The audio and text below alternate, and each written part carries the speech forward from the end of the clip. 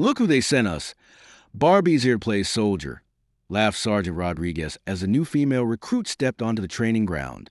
The other soldiers snickered, already betting on how quickly she'd quit. They saw her small frame, her quiet demeanor, and assumed she'd be the weakest link.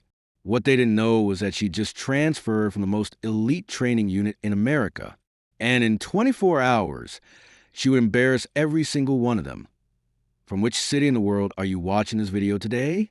If you believe that strength comes in all forms and everyone deserves respect regardless of gender, hit that subscribe button. Stories like this need to be heard. The morning sun cast long shadows across Fort Carson's training grounds as Staff Sergeant Emma Martinez stepped off the transport truck. At 5 feet 4 inches and 125 pounds, she looked nothing like what the all-male Alpha Company expected from their new addition. Her dark hair was pulled back in a regulation bun.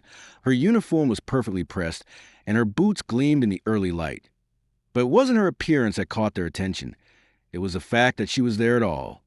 Well, Sergeant Rodriguez called out, dropping his clipboard and walking over with the swagger of someone who'd never been challenged. Looks like the Army's social experiment finally reached our doorstep. The 12 men of Alpha Company gathered around, arms crossed, smirks already forming. They'd heard rumors that a female soldier was being assigned to their unit, but seeing her in person made it real. And to them, real meant problematic. "Hope you brought your makeup kit, sweetheart," added Private Thompson, a thick-set man from Texas who still believed women belonged in kitchens, not combat zones. "Because you're about to get real fast." Emma said nothing. She simply shouldered her gear bag and looked straight ahead, her face expressionless. This wasn't her first rodeo with prejudiced soldiers, and it certainly wouldn't be her last. Drill Instructor Miller approached, his weathered face showing 40 years of military service and zero patience for what he considered political correctness. "Martinez, is it?" he barked, looking her up and down like she was a disappointing purchase. "Let me guess. They sent you here because you couldn't hack it in the regular units?" "No, sir," Emma replied crisply. "I requested assignment to a combat-ready unit for advanced training integration." Miller snorted. "Advanced training? Princess, the only thing you're going to advance is our unit's injury rate when we have to carry you through every exercise." The men laughed, and Emma caught sight of several of them already pulling out their phones to text buddies about their new mascot. She'd been through this before, but it never got easier.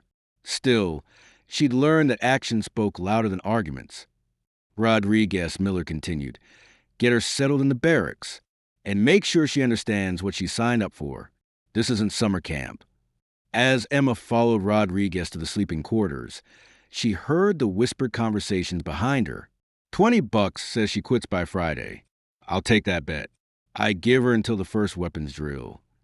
Either way, this is going to be entertaining. Emma kept walking, her expression unchanged. They had no idea that her gear bag contained credentials from Fort Bragg's Special Operations Qualification Course, where she graduated first in a class of 63, all of them male. They didn't know that she'd spent the last 18 months training with Delta Force candidates. And they certainly didn't know that her regular unit transfer was actually a classified assignment to evaluate integration protocols at the company level. The barracks were exactly what she expected, 12 bunks in a room that smelled like sweat, gun oil, and masculine pride. The men had already claimed the best spots, leaving her a corner bunk next to a broken heater. "Home sweet," Rodriguez said, gesturing dismissively. "Lights out at 2,100, reveille at 0,500. Try to keep up." Emma set down her bag and began making her bunk with precise military corners.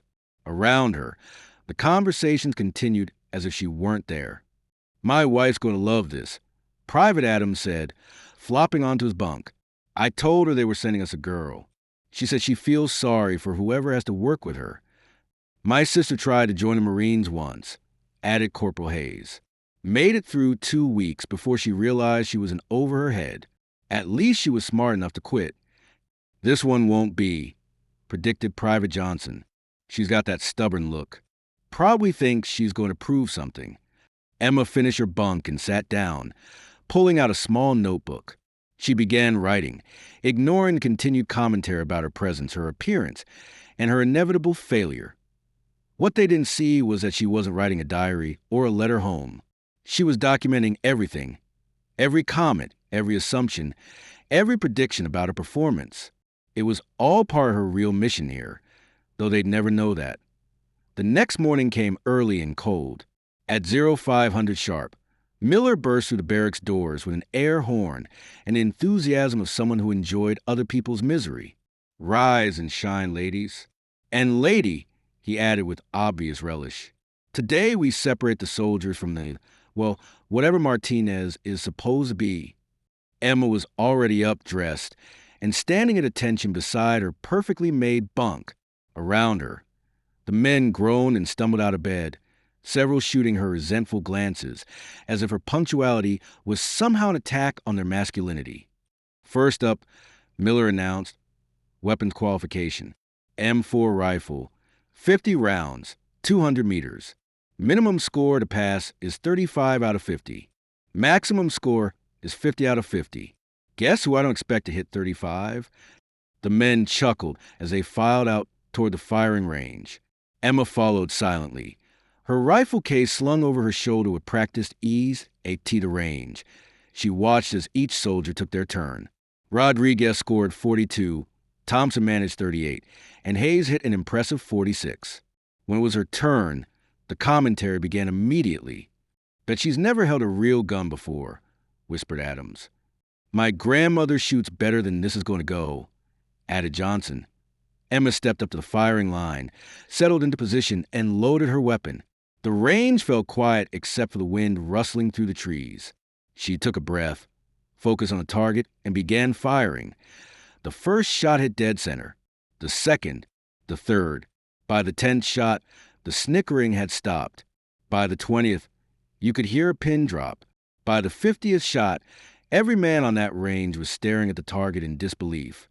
Check the target, Miller called out, his voice noticeably different. The range officer jogged downfield and returned with Emma's target. 50 shots, 50 hits, 47 in the bullseye, 3 in the 9 ring.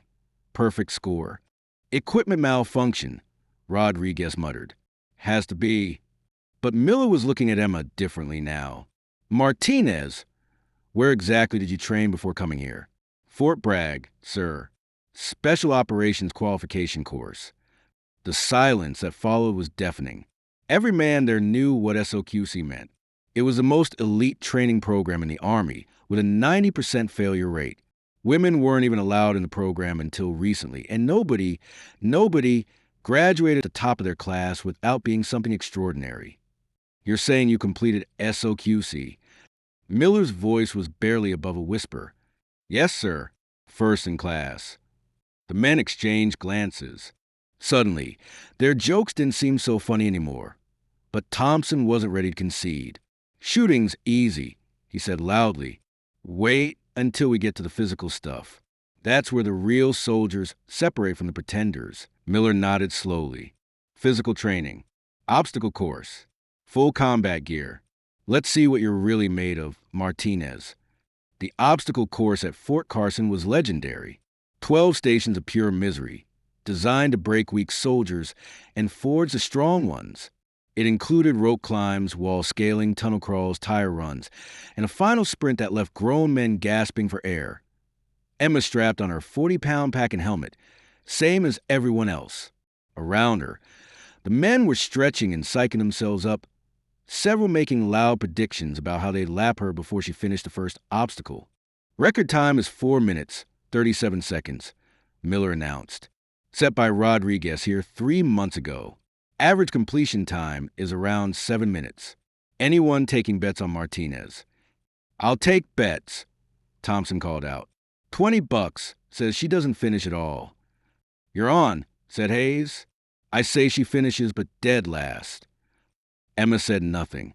She simply walked the starting line and waited. The whistle blew. She exploded forward like she'd been shot from a cannon. The first obstacle was a rope climb, 20 feet straight up, while the men behind her were still getting their footing. Emma was already at the top and rappelling down. The second obstacle was a 6-foot wall. Emma hit it at full speed, planted 1 foot halfway up, grabbed the top, and vaulted over in one fluid motion. Behind her, she could hear surprised shouts. The third obstacle was a tire run. 50 tires laid out in a zigzag pattern.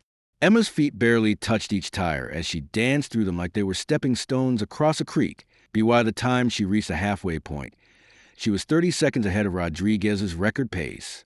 The men behind her had gone silent except for their labored breathing as they tried desperately to keep up. The tunnel crawl was 20 meters of muddy, cramped space under barbed wire.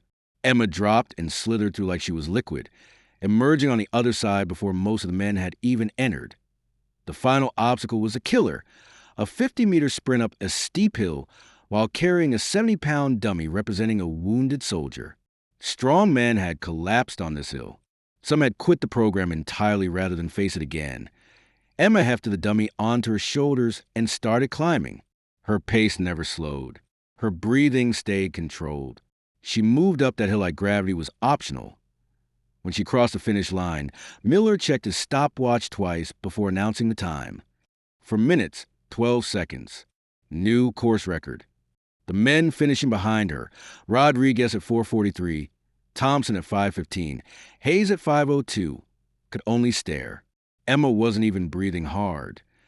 How? Rodriguez gasped, hands on his knees, sweat pouring down his face. Emma finally spoke, her voice calm and steady. 18 months of Special Operations training, Delta Force Preparation Course, and about 10 years of people telling me I couldn't do it. The transformation in the group was immediate and total. The joke stopped. The snickering ended. When Emma walked past them, they stepped aside respectfully. That evening in the barracks, the atmosphere was completely different. Instead of mocking comments, there were quiet questions. What was SOQC really like? Adams asked hesitantly. Hard, Emma replied simply. Hardest thing I've ever done, but fair. If you could do the job, they didn't care who you were. How many women were in your class? Hayes wanted to know. 3 started. I was the only one who finished. The men absorbed this information in silence. Thompson, who'd been the loudest critic, finally spoke up. I owe you an apology, he said quietly. I judged you before I knew anything about you. That was wrong. Emma nodded. Apology accepted. But understand something. I didn't come here to prove women can be soldiers. I came here to prove I can be a soldier. There's a difference. Rodriguez cleared his throat. What can we learn from you? Emma smiled for the first time since arriving. Same thing you can learn from anyone who's been where you want to go. But you have to be willing to listen. From that night forward, Alpha Company became something different. Emma didn't just integrate into the unit. She elevated it. Her training methods, learned from the most elite instructors in the military, made every soldier better.